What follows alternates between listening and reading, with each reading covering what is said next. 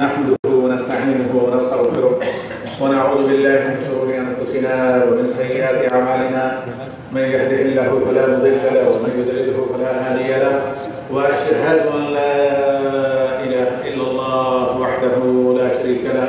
واشهد ان محمدا عبده ورسوله فان خير الحديث كتاب الله وخير الهدي هدي محمد صلی اللہ علیہ وسلم۔ حقیقتاً آج کا موضوع خطبہ، کیا کبھی آپ نے غور بھی کیا ہے کہ نماز کا اسلام سے کتنا گہرا اور مضبوط رشتہ ہے؟ یہ آج کا مین ٹاپک ہے، شیخ سرخی، جس پر امام صاحب نے آج کا خطبہ جمعہ یا خطبہ جمعہ سے آپ اور ہمیں اور جتنے لوگ بھی سن سکیں امت کے، ان کو مخاطب کیا ہے۔ تو مخاطبین کو یہ بتانا تھا کہ تاریخ اسلام کا ایک عظیم واقعہ ہے۔ یہ واقعہ ایسے ہی نہیں بلکہ ہمارے دین کا حصہ ہے، کیونکہ نبی صلی اللہ علیہ وسلم مشہور حدیث الاربعۃ المصاریہ میں کہتے ہیں علیکم بسنتی وسنت الخلفاء الراشدین المہدیین من بعدی، تم میری سیرت، میرے طریقے جو صراط مستقیم ہے، اس کو مضبوطی سے علم و بصیرت کے ساتھ اور پریکٹس مسلم عملاً اس کو کیا کرو، اپنے سینے سے لگائے رکھو، اور پھر میرے بعد یعنی میری وفات کے بعد میرے خلفاء راشدین کے طریقے کو دو۔ حضرت عمر بن الخطاب فاروق امیر المومنین رضی اللہ تعالیٰ عنہ خلفاء راشدین میں سے ہیں کہ نہیں؟ دوسرے خلیفہ راشد جن کی تعیین متعدد قرآنی آیات سے ہوتی ہے۔ تو تاریخ اسلام کا یہ عظیم واقعہ اس طرح ہے کہ امیر المومنین الفاروق رضی اللہ تعالیٰ عنہ مسجد نبوی شریف میں فجر کی نماز پڑھانے کے لیے کھڑے ہوئے ہیں۔ سورہ فاتحہ الحمدللہ رب العالمین پڑھ رہے تھے کہ اسی دوران ابو لؤلؤ المجوسی ایک خنجر مسموم، سمجھتے ہیں زہر آلود خنجر لے کر لپکتے ہیں، دوڑتے ہیں اور سامنے سے متعدد وار کرتے ہیں، کہنے کا مطلب کہ خنجر کو پیدر پہ پیٹ میں گھونپتے ہیں، یہاں تک کہ کیونکہ زہر آلود خنجر تھا اور وہ جب پیٹ میں اور قریب ناف سے نیچے کے ایریے پر پڑے تو عمر بن الخطاب رضی اللہ تعالیٰ عنہ بے ہوش ہو کر غشی کھا کر زمین پر گر پڑتے ہیں۔ لوگ فوری طور پر دوڑتے ہیں، اٹھاتے ہیں، اٹھا کر لے کر گھر لے آتے ہیں، اور خون چونکہ بہہ رہا ہے، اس قدر یعنی بڑے زخم تھے کہ بعض علماء نے ذکر کیا ہے کہ جب ان کو یخنی پلائی گئی جو ایسی حالات میں پلائی جاتی ہے تو وہ زخم سے باہر آ گئی۔ تو اس بے ہوشی کی حالت میں لوگ چونکہ اب نماز مکمل کر کے دوسری صحابی نے آگے بڑھ کر مصلی پر جا کر مصلی پر نماز پڑھائی، تو واپس سب لوگ عیادت کے لیے جہاں حضرت عمر رضی اللہ تعالیٰ عنہ کو گھر میں لیٹایا ہوا تھا وہاں دوڑے ہوئے آئے، مختلف القاب سے مختلف ناموں سے پکارا، یا امیر المومنین، یا ابا الحفص، یا الفاروق، یا خلیفۃ الرسول صلی اللہ علیہ وسلم، بہت سے القاب لے کر آنکھیں بند رہی اور بے ہوش رہے۔ اسی دوران غالباً حضرت عبداللہ بن عباس رضی اللہ تعالیٰ عنہ آتے ہیں، کہتے ہیں کہ کسی ان کی بے ہوشی یا یہ جو غشی ہے یہ سوائے نماز کے نام سے کسی اور سے نہیں کھلے گی، کیونکہ ہمیشہ عادت ہے کہ اذان سنتے ہی نیند کے آرام کو ترک کر دینا۔ تو اس دوران بعض صحابہ نے کہا الصلاۃ یا امیر المومنین، نماز فوری طور پر کہتے ہیں آنکھیں کھلی، دونوں آنکھیں کھلی، اور کہا کہ اصل الناس، کیا لوگوں نے نماز ادا کی بھی کہ نہیں؟ یعنی امیر المومنین اس حادثے میں ہو سکتا ہے سب ادھر ادھر بھاگے۔ تو پہلا جو سوال تھا امیر المومنین کو، کیا لوگ فجر کی نماز پڑھ چکے ہیں؟ اصل الناس۔ تو صحابہ نے عرض کیا ہاں یا امیر المومنین، لوگ نماز ادا کر چکے ہیں۔ اس کے بعد پانی منگوایا اشارے سے، کہا پانی لاؤ، پانی لا کر اسی زخمی حالت میں خون بہہ رہا ہے جس قدر اس کو بند کیا جا سکا کیا گیا، تو وضو کیا اور وضو کرنے کے بعد جیسے ممکن تھا فجر کی نماز پڑھی۔ اس پر امام صاحب نے آپ سبھی لوگوں کو جن تک یہ پیغام پہنچے مخاطب کیا کہ کیا عمر بن الخطاب رضی اللہ تعالیٰ عنہ میں فے نہیں ہوش آتے ہوئے یہ پوچھا کہ بھئی حملہ آور کون تھا، پکڑا کہ نہیں، کس نے مجھ پر حملہ کیا؟ کیا یہ سوال تھا کہ کیوں حملہ کیا؟ یا یہ سوال تھا کہ مجرم کہاں ہے، وجہ کیا، یا کیا یا یہ اپنی بارے میں سب نے پوچھی کہ بھئی علاج یا معالجہ یا مجھے فلاں جگہ منتقل کرو، نہیں۔ سب سے پہلا جو سوال تھا امیر المومنین رضی اللہ تعالیٰ عنہ کا وہ تھا اصل الناس، کیا لوگوں نے نماز پڑھی؟ جب اطمینان بخش جواب ملا کہ ہاں لوگ نماز فجر ادا کر چکے ہیں، تو دوسرا جو عمل تھا وہ کہا کہ مجھے پانی دیا جائے وضو کرنے کے لیے، وضو کرا کر تاکہ میں نماز ادا کروں۔ جب نماز ادا کی تو پھر اس کے بعد کے دیگر مراحل ہیں جن کا آج کے ہمارے خطبہ جمعہ کے ٹاپک سے تعلق نہیں، اس لیے ان طرف نہیں ہم جائیں گے۔ پھر اپنے جو وصیت کی اپنے موسم وفات کے بعد تھے کئی ذمہ داری کے بارے میں، اپنی ترقی کے بارے میں ہم یہاں دیکھتے ہیں کہ سب سے پہلا سوال تھا کہ لوگوں نے نماز پڑھی۔ دوسرا جو عمل تھا اپنی مرم پٹی فکر ان تمام چیزوں کو چھوڑ کر کے سب سے پہلے میں نماز ادا کروں، اور پانی پکا کر وضو کیا اور نماز ادا کی۔ جب امیر المومنین نے یہ کہا تھا اصل الناس کہ لوگ پڑھ چکے نماز، تو جب لوگوں نے کہا کہ ہاں نام یا امیر المومنین، تو اس کے بعد ایک جملہ ہے جو اصل آج کے خطبے کی جان ہے یا ریڑھ کی ہڈی، وہ یہ کہ لا حظ فی الاسلام من ترک الصلاۃ، یاد رکھو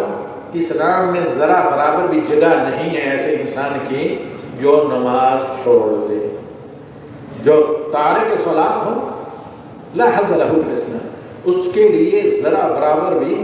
گنجائش اس دین اسلام میں نہیں، کیونکہ دین اسلام کی پہچان اور اس کا یہ جو بہت بڑا پرآور درخت ہے جس کے سائے میں ہماری دنیا اور آخرت کی خیر و بھلائی ہے، یہ قائم ہی جس درمیانے ستون پر، جس ستون پر ہے وہ کیا ہے؟ شہادتین کے بعد عملی ستون نماز ہے۔ تو خیر عمر بن خطاب رضی اللہ تعالیٰ عنہ نے جب مطمئن ہو گئے کہ مسلمان نماز پڑھ چکے، یا وہ امیر المومنین تھے، انہیں اللہ تعالیٰ کے یہاں میرے کے بارے میں جواب دہ ہونا ہے۔ دوسرا کام یہ کیا کہ خود نماز سے مدبرہ ہوئے، نماز پڑھی، پھر اس کے بعد کیا تھے دیگر جو معاملات تھے ان کی طرف توجہ دی۔ اب یہاں پر اگر آپ پوری اپنی تاریخ دیکھیں اہل علم کی، اصحاب رسول صلی اللہ علیہ وسلم کی، مشہور ایک صحابی ہیں جریر بن عبداللہ، کہتے ہیں کہ بہت زیادہ بیمار تھے، بلکہ آخری سانسیں چل رہی تھی، جان کرنے کی عادت میں۔ لوگوں کو کہا کہ مسجد مجھے جماعت میں لے جا کر کھڑا کر دیں، ہاں کہ اللہ نے آپ کو رخصت دی ہے، اجازت دی ہے آپ گھر میں نماز پڑھیں، کہ یہ ممکن نہیں ہے کہ میں حی علی الصلاۃ سنوں اور پھر میں گھر کے اندر نماز پڑھوں۔ لے گئے، لے جا کر ان کو مسجد میں کھڑا کیا، پہلی رکعت پڑھی اور دوسری رکعت سے پہلے جی وفات ہو گئی، اور اسی حالت میں اللہ کو ملے۔ اس میں شک نہیں کہ جس آدمی کا ایک فکر ہوتا ہے، رسپانسبلٹی، احساس ذمہ داری، شعور پر مسئولیت سے کہتے ہیں، بسا اوقات اس کو ایسے احساس ہوتا ہے کہ نیند میں آ کر مجھے کسی نے جگا دیا، حالت نیند میں بھی وہ آزان کی آواز سنتا ہے جو کہ ابھی ہو نہیں رہی ہوتی، اور جس کے اندر یہ تڑپ ہوتی ہے اس کا خاتمہ بالخیر، حسن خاتمہ لازم آتا ہے۔ ضمن ایک واقعہ میں جس کا میں خود شاہد ہوں وہ ذکر کرتا ہوں۔ یہاں ایک کافی بڑے عمر کے جرمن انجینئر ہوا کرتے تھے، ہیرمن بینڈو، چچا یوسف۔ تو یہ کئی سال پہلے جب انہوں نے لمبی 2-3 گھنٹوں کی گفتگو کے بعد میری سے گفتگو ہو رہی تھی، جو کہ رات ان کے ولے میں، تو انہوں نے اسلام قبول کیا۔ اس کے بعد کبھی انہوں نے اذان سننے کے بعد نماز لیٹ نہیں کی۔ تو 2 سال پہلے اپنے ڈرائیور کو انہوں نے کہا، ڈرائیور کا نام بھی میں جانتا ہوں، تو کہا کہ 91 سے کچھ سامان لانا ہے، گاڑی لے کر چلو تو ہم دونوں جاتے ہیں۔ اس دوران اذان ہو جاتی ہے۔ تو یہ ہیرمن بینڈو کہتے ہیں کہ نہیں عشاء کی اذان ہو گئی ہے تو میں پہلے نماز پڑھوں گا، تم اکیلے جا کر سامان لے آؤ۔ یہ نماز میں بیٹھے، ڈرائیور منیر کہتا ہے بعد میں مجھے ایک ملاقات میں کہ واپس میں آیا تو میں نے کہا کہ یہ تو اس وقت نماز اس نے شروع کی تھی، ابھی تک یہ تشہد میں ہے بیٹھا ہوا۔ کہا میں نے بالوں پکڑ کر دیکھا تو ٹھنڈے ہو چکے تھے۔ کہنے کا مطلب یہ کہ عشاء کی نماز کے آخری تشہد میں وفات ہوئی تھی یہیں تدفین۔ تو جس کو نماز کی فکر رہتی ہے، اللہ رب العالمین ہر حال میں اس کی رہنمائی کرتا ہے، اسے توفیق دیتا ہے، مشکلیں اس کے لیے آسان کر دیتا ہے۔ تو کئی صحابہ دیگر بات صالحین کے واقعات آپ نے ممبر سے سنا خطبہ جمعہ میں، صرف نماز بر وقت پڑھنا یہ تو دین کی سیکورٹی ہے، اس کے بغیر دین سے آدمی زیرو ہو جاتا ہے، لیکن نماز با جماعت کا بھی اہتمام اس قدر نبی صلی اللہ علیہ وسلم کرتے تھے کہ مرض الموت میں جب نبی صلی اللہ علیہ وسلم کی زندگی کے آخری لمحات اور آخری دن تھا، بہت زیادہ بخار کی وجہ سے، شدت تعب جس کو آپ کہتے ہیں اس کی وجہ سے، مرض کی وجہ سے نبی صلی اللہ علیہ وسلم پر غشی طاری ہو جاتی تھی بار بار، پھر آنکھ کھلتی تو ام المومنین حضرت عائشہ صدیقہ رضی اللہ تعالیٰ عنہ سے پوچھا کیا لوگوں نے نماز پڑھی؟ تو کہا کہ ہاں لوگ نماز پڑھ رہے ہیں، تو کہا کہ حالانکہ بہت اتنی ہمت بھی نہیں تھی کہ نبی صلی اللہ علیہ وسلم مسلسل ہاتھ اٹھا کر رکھ سکتے، کیونکہ بسا اوقات غشی طاری ہو جاتی تھی تو نبی صلی اللہ علیہ وسلم کے ہاتھ ڈھیلے ہو کر گر جاتے تھے جب ٹھنڈا پانی ڈالا جا رہا تھا چہرے پر۔ اسی دوران ام المومنین حضرت عائشہ رضی اللہ تعالیٰ عنہ سے کہا نبی صلی اللہ علیہ وسلم نے ذرا پردہ اوپر اٹھائیں میں نماز پڑھ تم کو دیکھوں۔ جب حجرہ نبوی مسجد سے باہر تھا اور درمیان میں ایک چھوٹی سی گلی تھی، خیر اللہ کے نبی صلی اللہ علیہ وسلم کے کہنے پر ام المومنین نے پردہ اٹھایا تو نبی صلی اللہ علیہ وسلم نے دیکھا کہ ابو بکر صدیق رضی اللہ تعالیٰ عنہ خلیفہ راشد اول، اس وقت نہیں خلیفہ ظاہر بات نبی صلی اللہ علیہ وسلم باحیات تھے، تو نماز پڑھا رہے ہیں۔ نماز پڑھائے تو نبی صلی اللہ علیہ وسلم اپنی امت کے لوگوں کو نماز پڑھتے با جماعت اہتمام کے ساتھ دیکھ کر مسکرائے، یعنی ان مشکل حالات میں جس کو کہتے ہیں نزع کے عالم، جس میں نبی صلی اللہ علیہ وسلم خود سے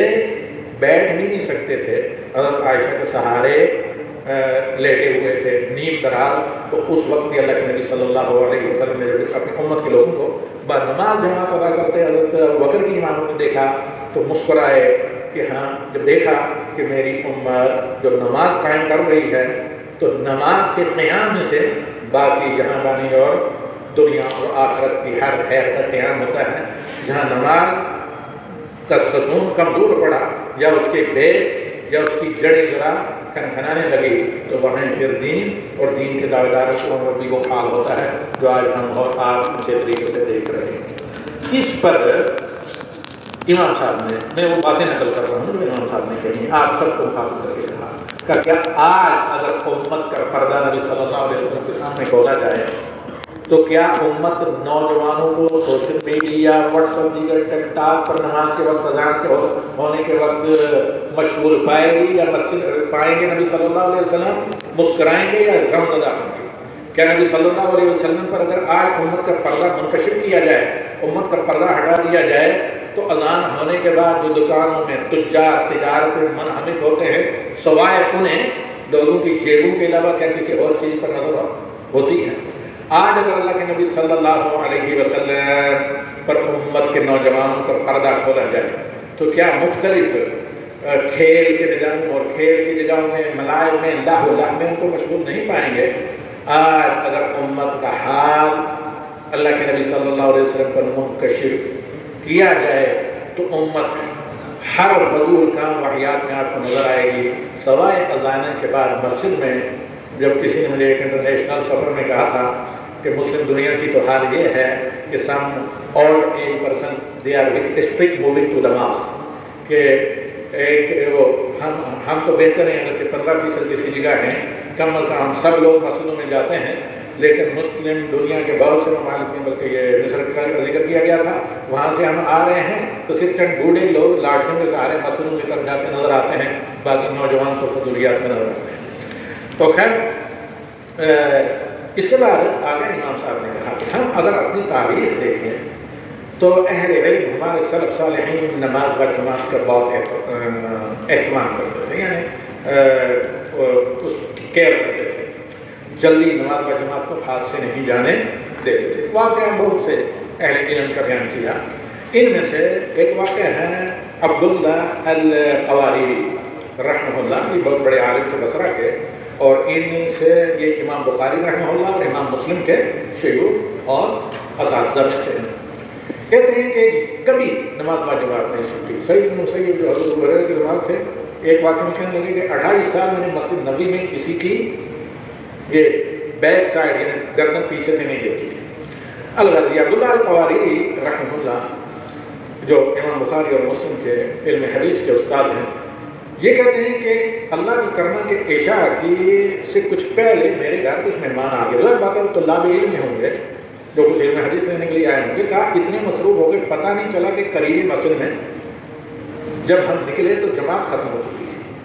پورے بصرہ کا ہم نے چکر لگایا، پورے بصرہ شہر میں گھومے، گردش کیے کہ کس میں نہیں تو فلاں میں، فلاں میں نہیں تو فلاں میں، کسی ایک مسجد میں نماز با جماعت پہلی جماعت مل جائے، کیونکہ اگر آخری رکعت مل جاتی بلکہ آخری تشہد مل جائے تو جماعت کا اجر ملتا ہے۔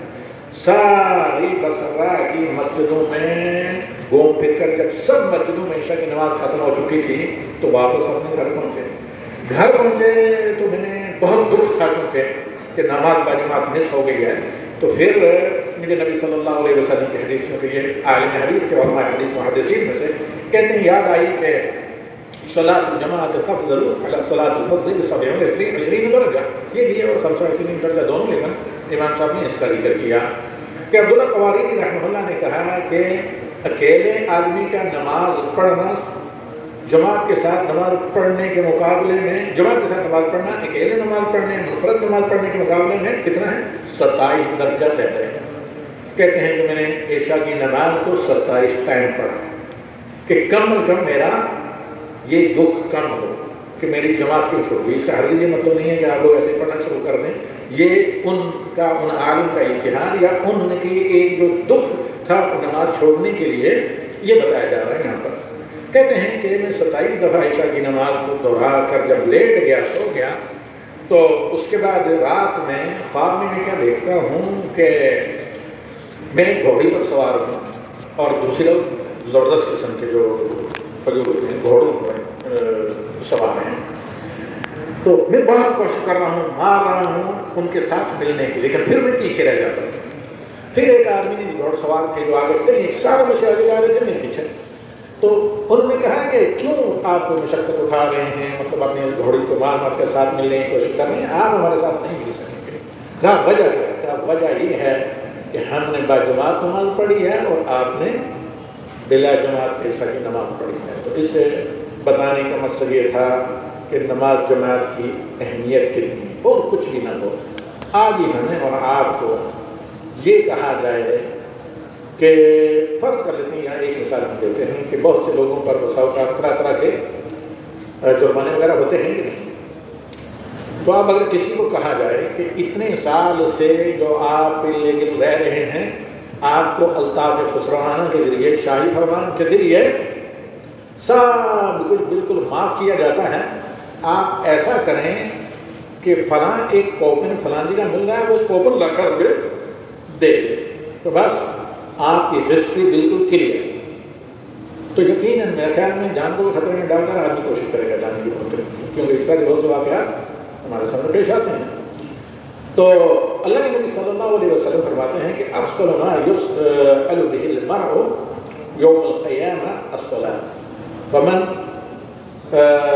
فإن صلحت صلح سائر اعماله، یعنی صلح سائر اعماله، اول ما یسأل به المرء یوم القیامہ، قیامت کے دن سب سے پہلا سوال جو ہوگا یا فرسٹ پارٹ آپ سے جو مانگا جائے گا، جس سے آپ کے ایمان کی